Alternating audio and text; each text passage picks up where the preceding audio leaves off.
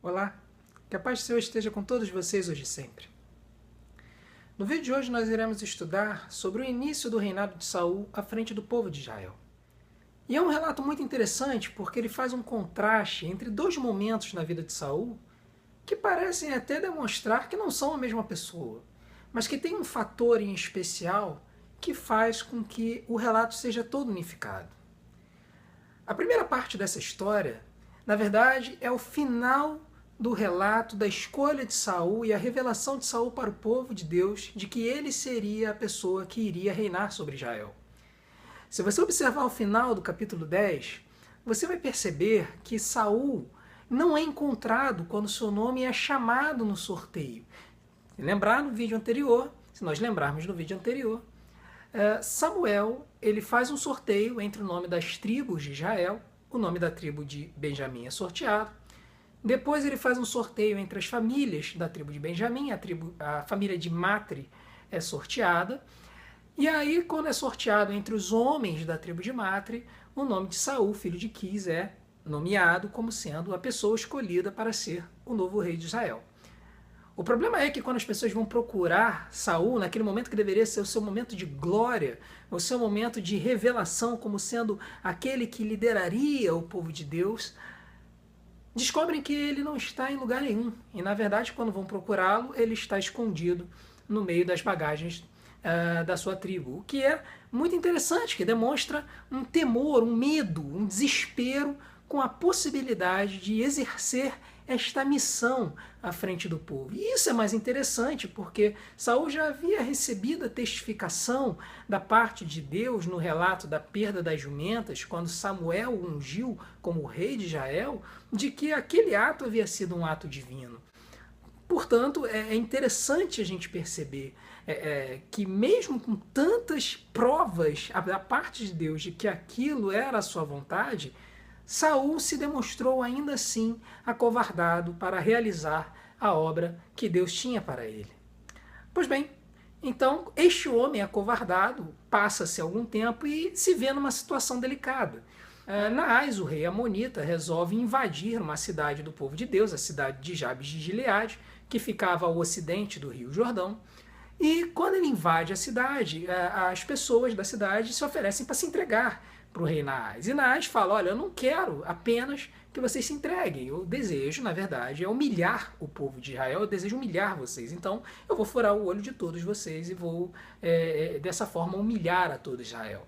E os homens, eles pedem 7 dias para poderem pedir ajuda, eles enviam mensageiros até Saul, e aí, quando Saul ouve a história de como está a situação na cidade de Jabes de Gileade, ele se enfurece com a situação, ele rasga dois bois e distribui os pedaços por todas as tribos de Israel, falando que quem não seguisse a ele, Samuel, teria os seus bois despedaçados da mesma forma.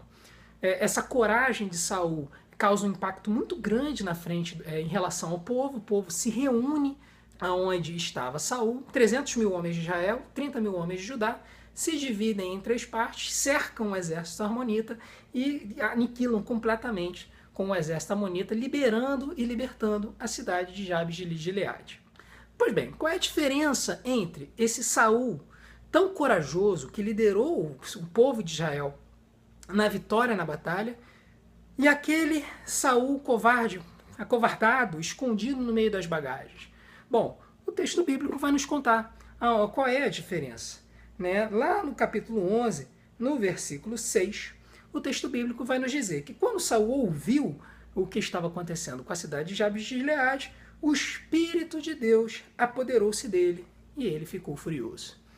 Então, meu amado, a verdade é a seguinte: muitas vezes nós, quando a gente é chamado por Deus para realizar alguma atividade, nós ficamos temerosos porque nós muitas vezes achamos que não temos capacidade, nós achamos que nós somos pequenos, que nós não temos a inteligência, não temos a experiência necessária para fazer a vontade dele.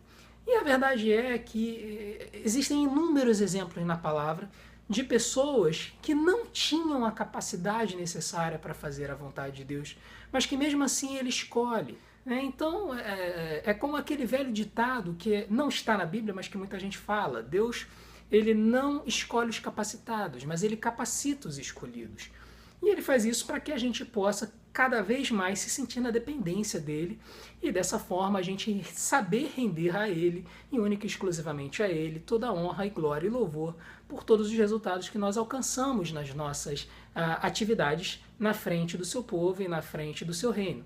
Então, a verdade é que nós devemos usar o exemplo bíblico de Saul para nos acalentar nos momentos em que nós sentirmos medo, dificuldade no ministério, de nós estarmos orando e pedindo para que Deus esteja, através do seu Santo Espírito, nos alimentando, nos fortalecendo, nos acompanhando, nos orientando, nos capacitando para fazer a obra dele. E a gente precisa ter a certeza de que Deus não nos desampara. Se Ele nos chama para fazer a sua obra, Ele vai nos capacitar para fazê-la da melhor forma possível. Creia nisso e você vai, com certeza, ser uma maravilhosa ferramenta, um maravilhoso instrumento nas mãos de Deus na sua obra. Paz e graça. Que Deus os abençoe.